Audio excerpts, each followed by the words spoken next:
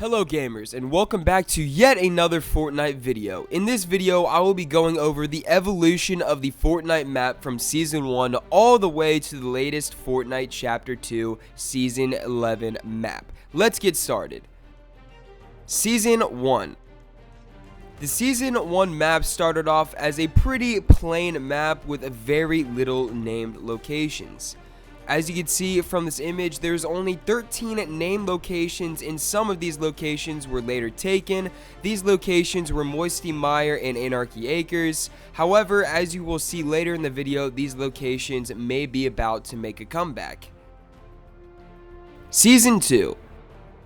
Season 2 brought with it the well-known drop location that we all used to know as Tilted Towers. Season 2 also brought with it Snobby Shores and Haunted Hills, but Snobby Shores and Haunted Hills aren't really dropped at as much anymore, and they haven't had much of a role in the season storylines. However, Tilted Towers were quickly chosen as more of the sweaty place to drop at, as most of the lobby would go there, only for half of them to get quickly deleted from the game. This season also brought with it an upgrade in the map's graphics, therefore adding the extra details to things like rocks and water, which was kind of expected for the amount of money Epic Games had started making on what was a pretty boring map. Season 3. The Season 3 map had one of the biggest and most significant map changes when compared to the first two Fortnite seasons. This is because Epic Games added more improved graphics to the map, making better grass textures and styles, and they also added the ability to spot proper high ground on the map due to having updated the stone and rock textures, and now they were clearly laid out on the map as brighter gray cliff areas. There was also one storyline change to the map, and that was in the sky, and as most of you may have guessed already, it was the meteors that eventually fell down and destroyed Dusty Divot. Season 4. Well, Season 4. Season 4 is where it all changed for the map, and the once OG landing spot called Dusty Depot was destroyed by the meteor and changed to Dusty Divot. Along with Season 4, players started to see more frequent map changes as the new storyline went onwards. Roughly halfway through Season 4, players noticed there was a new change to the map. There was place just between in Viking Hill and Haunted Hills. This was where the visitor would eventually build the rocket, which launched as a live event towards the end of Season 4. From the rocket launching, not much was changed around the map apart from some tears in the sky, which players knew very little about. Season 5. The Season 5 map brought with it many changes. One of the biggest changes was found towards the eastern south part of the map, and this had been replaced with a huge chunk of desert, therefore getting rid of OG landing spot Moisty Mire. This also brought with it the racetrack and Pleasant Part, of which was possibly the second most favorite landing spots, second to Tilted Towers. Later on in the season, one of the tears in the sky spawned some sort of purple cube, of which was later known as Kevin the Cube.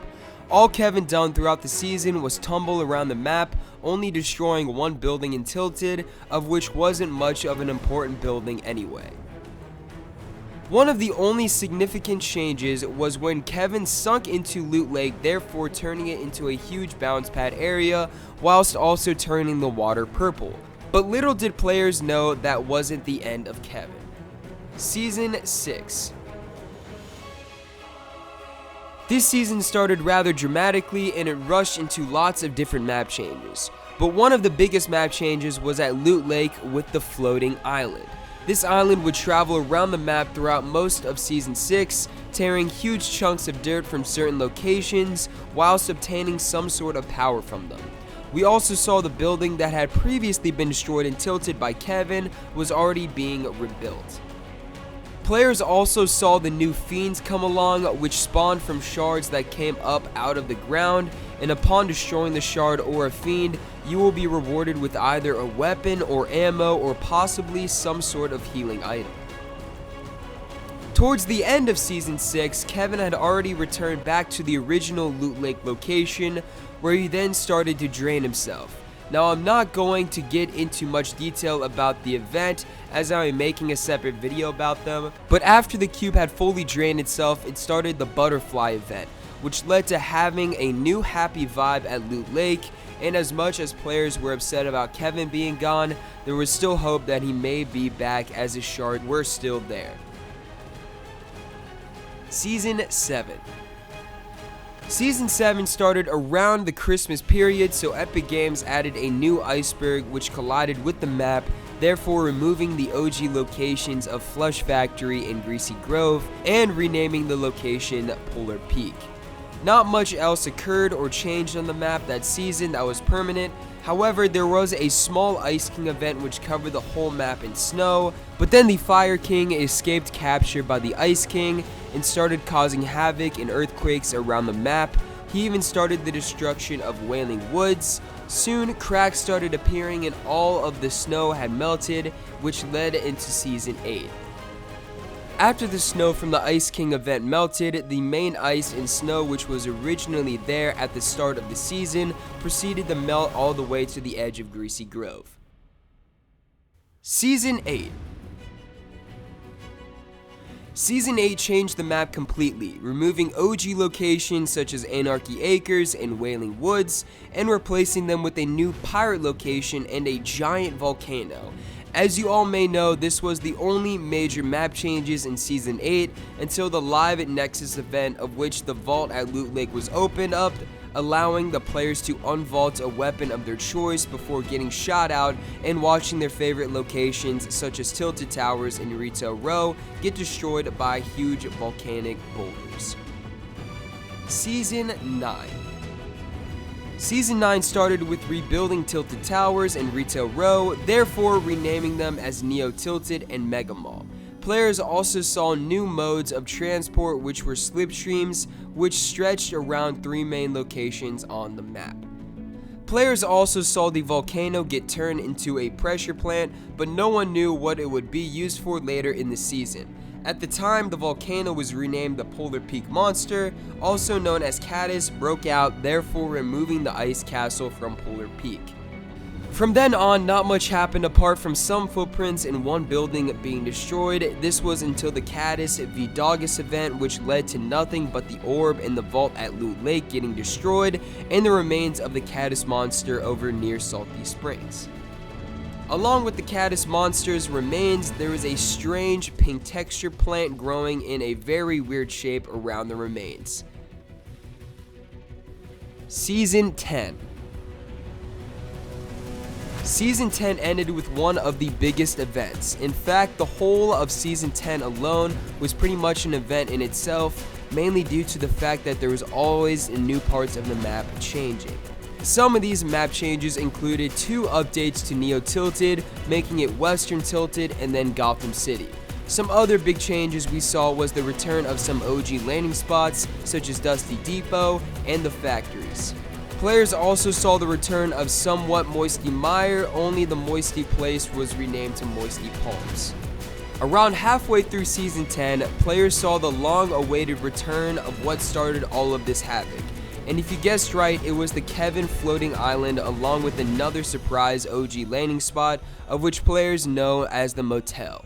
But the motel wasn't placed where it used to be, unlike all of the other map changes. No, this time the motel was placed on top of the Kevin floating island, replacing the old Loot Lake house from way back in Season 6. The final change was to occur during the live event for Season 10, of which by the time you are watching this has only been a few days. Not many people would class what this event as a map change, but theoretically, the map was turned into a black hole, therefore making it the biggest map change yet. However, this change had loads of players delete their games, so I think it's fair to say this move wasn't one of Epic's best moves, yet even worse than the mech from earlier in the season. Season 11. In the past, I have made many theory videos about what Season 11 might be like, but only one of those theories were actually correct, and that was the theory that the orb exploding will lead into a new map, of which it did, and here we are kicking off Season 11, or Fortnite Chapter 2 Season 1, with a ton of new map changes.